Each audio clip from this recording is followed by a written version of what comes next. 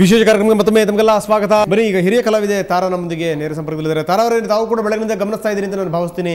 ತುಂಬ ಜನ ಕಲಾವಿದರ ಜೊತೆ ನಾವು ಮಾತಾಡಿದ್ದೀವಿ. ಅವ್ರು ಹೇಳಿದ್ದೇನು ಅಂದರೆ, ಈ ಕಲಾವಿದರ ಬದುಕು ಅನ್ನುವಂಥದ್ದು ಬಹಳ ರಂಗ ಕಾಣುತ್ತೆ ಹೊರಗಡೆಗೆ, ಆದರೆ ಒಳಗಿನ ನೋವು ಯಾತನೆ ನಮಗೆ ಮಾತ್ರ ಗೊತ್ತಿರುತ್ತೆ ಅನ್ನುವಂಥದ್ದು. ಅಂದರೆ ಅವರು ಯಾರ ಹತ್ರ ನನಗೆ ತುಂಬ ಜನ ಜ್ಞಾಪಕ ಇದೆ. ತಾರಾ ಅವರು ನಾನು ಜ್ಞಾಪಿಸ್ತಾ ಇದ್ದೀನಿ, ನೀವು ಕೆಲವೊಂದು ಸಂದರ್ಭಗಳಲ್ಲಿ ಹೇಳಿದ್ರಿ, ಯಾರಾದರೂ ನಮ್ಮ ತುಂಬ ಆತ್ಮೀಯರು ಹೋದಂಥ ಸಂದರ್ಭದಲ್ಲಿ ನಾವು ಒಳಕ್ಕೂ ಹಿಂದೆ ಮುಂದೆ ನೋಡಬೇಕು, ಎಲ್ಲೇ ಆ್ಯಕ್ಟಿಂಗ್ ಮಾಡಿಬಿಟ್ರೋ ಅಂತ ಜನಗಳು ಮಾತಾಡ್ಕೊಳ್ಳೋಷ್ಟು ಯೋಚನೆ ಮಾಡಬೇಕು ಅನ್ನೋಂಥ ಮಾತನ್ನು ನೀವು ಹೇಳಿದ್ರಿ. ಒಂದ್ಸರಿ ಜ್ಞಾಪಕ ಆಗ್ತಾ ಇದೆ ನನಗೆ. ಏನಂತಿರ್ತಾವೆ? ಹೌದು, ಇಲ್ಲ ಅದನ್ನು ಕರೆಕ್ಟಾಗಿ ಇನ್ನೊಂದ್ಸತಿ ಜ್ಞಾಪಿಸ್ತೀನಿ. ನಾನು ಯಾವುದೋ ಚಿತ್ರೀಕರಣದಲ್ಲಿದ್ದಾಗ ಒಬ್ಬ ಹಿರಿಯ ಕಲಾವಿದೆ ಹೋಗಿದ್ದಾರೆ ಅಂತ ತಿಳಿದ ತಕ್ಷಣ ನಾನು ಮೇಕಪ್ ಅಳಿಸದೆ ಹಾಗೆ ಹೊಟ್ಟೋದೆ. ಸ್ವಲ್ಪ ಸ್ವಲ್ಪ ಜೋರ ಮಾತಾಡಿ. ಹೋಗಿ ನೋಡ್ಬೇಕು ಅನ್ನೋ ಅವಸರದಲ್ಲಿ ಅವರನ್ನ. ಆದ್ರೆ ಅಲ್ಲಿರೋ ಸಹ ಕಲಾವಿದರೇ ಮಾತಾಡ್ಕೊಂಡ್ರಂತೆ ಸಾವುಗೂ ಮೇಕಪ್ ಹಾಕೊಂಡ್ ಬಂದಿದ್ದಾರೆ ಅಂತ. ನನಗದ್ ಬಹಳ ಆಶ್ಚರ್ಯ ಆಯ್ತು. ನನಗೆ ಆ ಜ್ಞಾನನೇ ಇರ್ಲಿಲ್ಲ. ನಾನು ಮೇಕಪ್ ಹಾಕೊಂಡಿದ್ದೀನಿ, ಯಾವ್ದೋ ಚಿತ್ರೀಕರಣದಿಂದ ಬಂದಿದ್ದೀನಿ, ನಂಗೆ ಸಾವು ಅಂತ ಗೊತ್ತಾಗಿದ್ದ ತಕ್ಷಣ ನಮ್ಗೆ ಅವೆಲ್ಲ ಮರ್ತೋಗುತ್ತೆ. ಸುಮ್ನೆ ನೇರವಾಗಿ ಅಲ್ಲಿಂದ ಬಂದಿದ್ವಿ. ಇರ್ಲಿ, ಅದು ಬೇರೆ ವಿಚಾರ.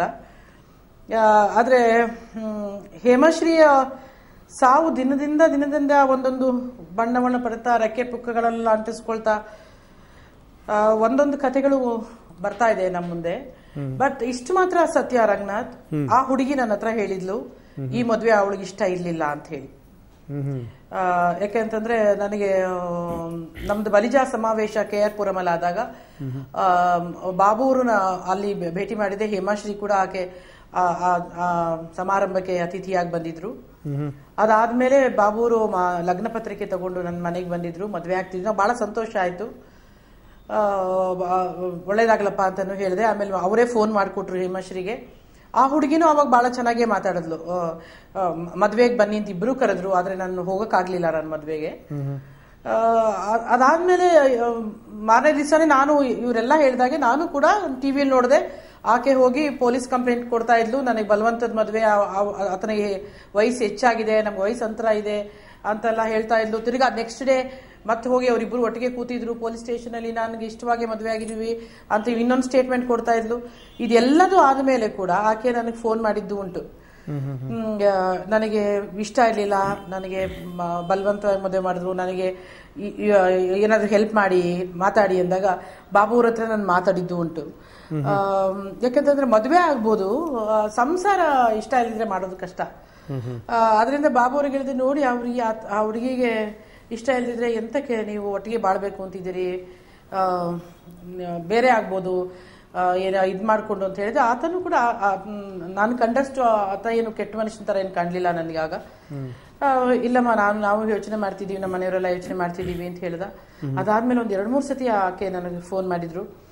ಬಟ್ ನನಗೇನಾಗಿತ್ತು, ಬಹಳ ಸೂಕ್ಷ್ಮವಾದ ವಿಚಾರ, ಯಾವುದೋ ಒಂದು ಗಂಡ ಹೆಂಡತಿ ಜಗಳದ ಮಧ್ಯೆ, ಅವರ ಮುನಸಿನ ಮಧ್ಯೆ ನಾನು ಹೋಗಿ ಮೂರನೇ ಅವಳು ಮಾತಾಡೋದು ಅಂತ. ಯಾಕಂದ್ರೆ ಅವ್ರು ಹಂಗ ಅನ್ಕೊಂಡ್ರಾಗ ಮುಂಚೆನೂ ಮಾತಾಡಿದ್ದೆ ನಾನು. ಯಾಕಂತಂದ್ರೆ ಅದು ಆಗ್ಲಿ, ಏನಾದ್ರು ಒಳ್ಳೇದಾಗ್ಲಿ ಅನ್ನೋ ಥರದ್ದು. ಆದ್ರೂ ಇರ್ಸ್ಮುರ್ಸಾಗ್ತಾ ಇತ್ತು ಈಕೆ ಮಾಡಿದಾಗ. ನಾನು ಹೇಳುವೆ, ನೋಡಮ್ಮ, ಅದು ನಿಮ್ಮಿಬ್ಬರ ವಿಚಾರ, ನಾನು ಎಷ್ಟು ಬೇಕೋ ಅಷ್ಟು ಮಾತಾಡಿದ್ದೀನಿ, ಇನ್ನು ಹೆಚ್ಚು ಮಾತಾಡೋದು ನೀನ್ ಡಿಸಿಷನ್ ತಗೋಬೇಕು.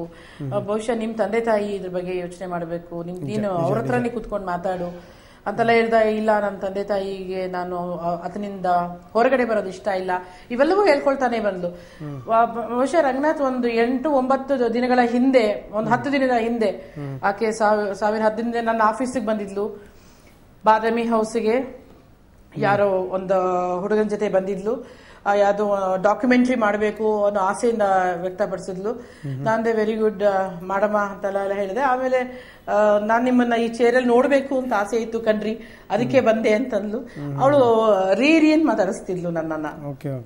ನಾನು ಆಯ್ತಮ್ಮ, ಸಂತೋಷ, ಈ ನಮ್ಮಲ್ಲಿ ಡಾಕ್ಯುಮೆಂಟ್ರಿ ಕೊಡಿದ್ರೆ ನೋಡೋಣ, ಯೋಚನೆ ಮಾಡ್ತೀನಿ, ನೀನ್ ಹೇಳ್ತೀನಿ, ಯಾಕೆ ಡಲ್ ಆಗಿದ್ದೆ ಅಂತ ಹೇಳಿದೆ. ಅಯ್ಯೋ ಇದೆಯಲ್ಲ ರೀ, ನನಗೇನೋ ಸರಿ ಹೋಗ್ತಾ ಇಲ್ಲ, ಇದರಿಂದ ಹೊರಗಡೆ ಸಮಸ್ಯೆಯಿಂದ ಹೊರಗೆ ಬರಕ್ ನನ್ನ ಕೈಯಲ್ಲಿ ಹಾಕ್ತಾ ಇಲ್ಲ ಅಂತೆಲ್ಲ ಅಂದ್ಲು. ಅದೆಲ್ಲ ನಿನ್ ಕೈಲಿದೆ.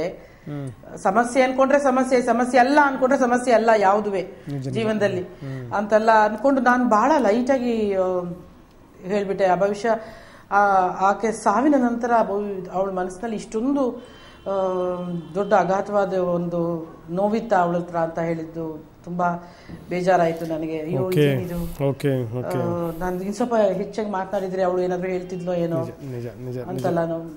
ನಿಜ ಬೇಜಾರಾಗುತ್ತೆ. ಯಾರಿಗೂ ನೋವು ಕೊಡೋಕ್ಕೋಸ್ಕರ ನಾವ್ ಈ ಕಾರ್ಯಕ್ರಮಗಳನ್ನ ಮಾಡ್ತಾ ಇಲ್ಲ.